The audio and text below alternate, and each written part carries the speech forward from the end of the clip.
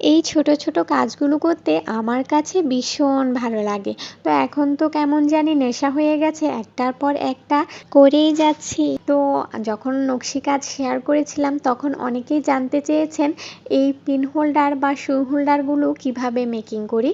তো আজকের ভিডিওতে আমি আপনাদেরকে দেখাবো এগুলো কিভাবে মেকিং করি। তো আমি এই কাজটা যখন করেছিলাম তখন আপনাদের সাথে শেয়ার করেছিলাম কিভাবে নকশি কাজ করেছি। যারা দেখেননি তারা পেজে গিয়ে দেখে আসতে পারেন। তো আমি প্রথমে নকশি কাজটা করার পর এবার গোল করে কেটে নিয়েছি। তো কাটার পরে এবার দেখতে পেয়েছেন সুই দিয়ে চারদিকে কাঁথা সেলাই দিয়ে সেলাই করে নিয়েছি। এরপর আমার ঘরে কিছু পুরনো ছোট কাপড় টুকরা ছিল, যেহেতু আমি সেলাই করি নিজের জামা কাপড়ের টুকরো থাকেই অনেক সময়। তো ওগুলো দিয়ে ছোট ছোট করে কেটে তারপর এবার দেখুন কিভাবে আমি করছি। আশা করি বুঝতে পারছেন। আপনারা আসলে অনেকেই জানতে চেয়েছেন যে এই মেকিং প্রসেসটা কীরকম বা কিভাবে করি। তো অনেকে হয়তো জানেন, আর যারা জানেন না তাদের জন্যই মূলত আমার ভিডিওটা। তো দেখতেই পাচ্ছেন আমি কিভাবে সেলাই করে দিচ্ছি পেছন দিকে।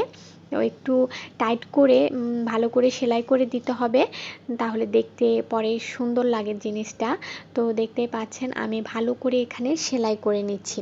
সেলাই করার পর এবার আমি চারপাশে কিছু কাজ করব, আর কাজগুলো কিন্তু আপনাদের সাথে অলরেডি আমি শেয়ার করে ফেলেছি। তাও আবার আরেকটু শেয়ার করছি আপনাদের সুবিধার্থে ভালো করে। দেখতেই পাচ্ছেন আমি প্রথমে একটা বর্ডার লাইন করে ফেলেছি, এরপর আমি আরেকটা বর্ডার লাইন করছি। এই বর্ডার লাইনটা একেবারে ইউনিক, আমার কাছে ভীষণই ভালো লেগেছে। তো আপনাদের অনেকেরই ভালো লেগেছে, আপনারা অনেকেই লাইক কমেন্ট করেছেন এই ভিডিওগুলোতে, তাদেরকে অসংখ্য ধন্যবাদ।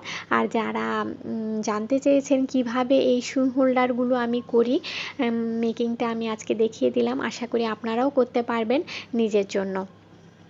তো দেখতে পাচ্ছেন আমি এখানে আরও একটি বর্ডার লাইন ক্রিয়েট করছি।